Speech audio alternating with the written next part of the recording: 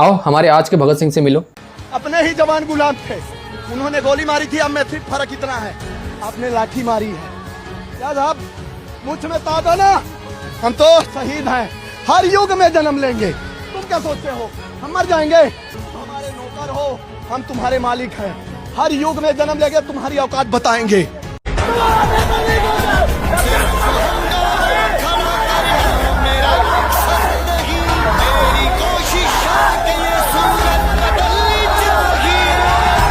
ये सब मैनिपुलेशन के शिकार है, इन सब को साइकोलॉजिकल मैनिपुलेट किया गया है, ये सब ब्रेन वॉश्ड हैं।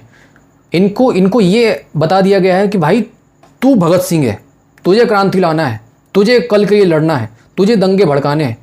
हाँ, क्रांति लाना है तो दंगे तो भड़काने पड़ेंगे ना। हाँ, पत्थर तो चलाने पड़ेंगे ना।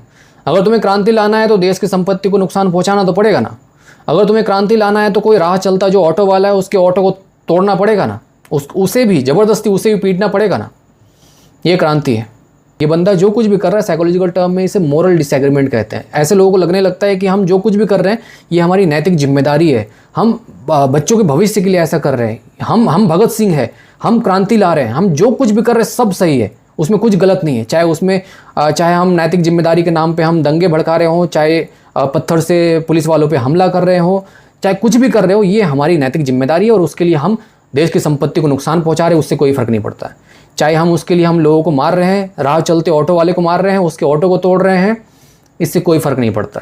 इन बेचारों को तो पता भी नहीं, इनको एहसास भी नहीं है कि इनको कितनी गंदी तरीके से यूज़ किया गया है। जिस तरह से हम आम खा के गुठली फेंक देते हैं ना, इन सारे गुठलियों को वैसे ही फेंक दिया गया है। पूरे मार्च में तुम्हें कहीं भी विजेता दहिया या फिर अभिजीत दीपके या फिर सौरभ कहीं भी दिखा? कहीं भी नहीं। क्यों? उनको पता था कि इनके साथ क्या होने वाला है। इन लोगों को इकट्ठा करके इनको मार खाने के लिए छोड़ दिया, वो निकल गए बर्गर खाने।